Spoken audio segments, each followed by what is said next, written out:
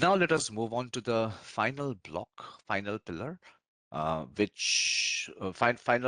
kind of a pillar of zero trust. So zero trust is about protecting identities, protecting applications, protecting data, protecting infrastructure, and it is also about protecting the network. Okay.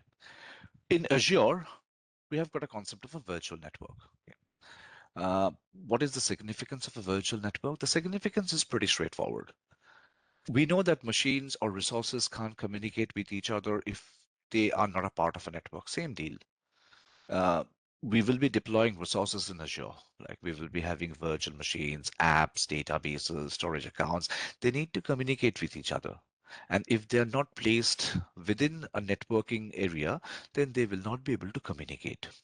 So in Azure, we create something known as a virtual network or VNets. So we take an address space 10.0.0.0 slash, let's say 16, and we fragment it. We create multiple subnets 10.1.0.0, 10.2.0.0, and so on. And then we start placing resources. Now, how do you protect these kind of network segments? Because this network segments must be protected because there are resources residing within the network segments.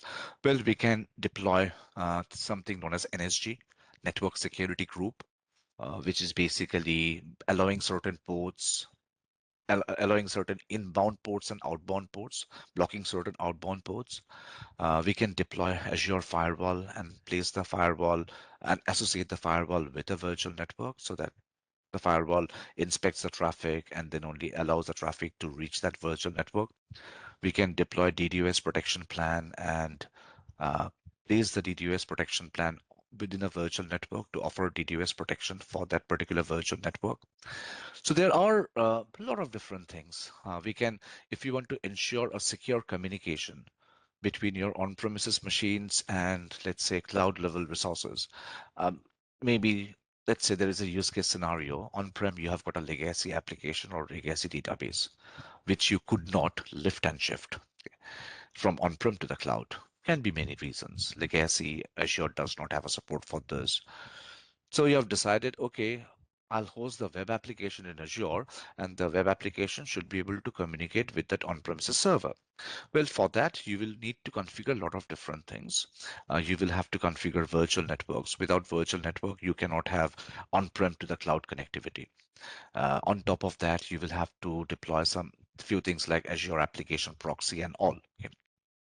Now, the thing is, if you have got such scenario, then you need to configure VPN because you need to give a secure access from on-prem to the cloud. We can deploy VPN. We have got things like site-to-site, point-to-site VPN. Uh, VPN is like the implementation of VPN is very complex in nature. You will have to deploy VPN gateways and all.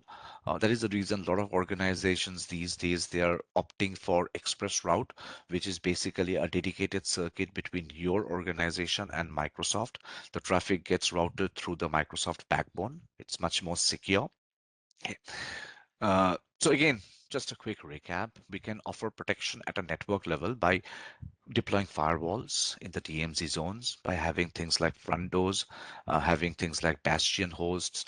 Azure gives us the capability of deploying jump boxes, jump servers in Azure. We can configure distributed denial of service protection plan to protect a specific virtual network. We can also configure NSG. NSG is not a feasible approach. Firewalls and NSGs, they are the same, but firewalls are preferred over NSG because both does a port-based rule detection. So, is this port allowed? Which ports are blocked? Which ports are not allowed? But the difference between Azure Firewall and NSG is NSG is something like you have reached an airport, you have got a boarding pass, someone checks your boarding pass and sees, do you have a valid destination? Yes, you're allowed. But NSG will not check the traffic which you're bringing in. It will not check your baggages. Whereas in case of a firewall, it will not only detect do you have a valid destination, it can inspect the traffic as well. So NSGs, firewalls are preferred over NSGs.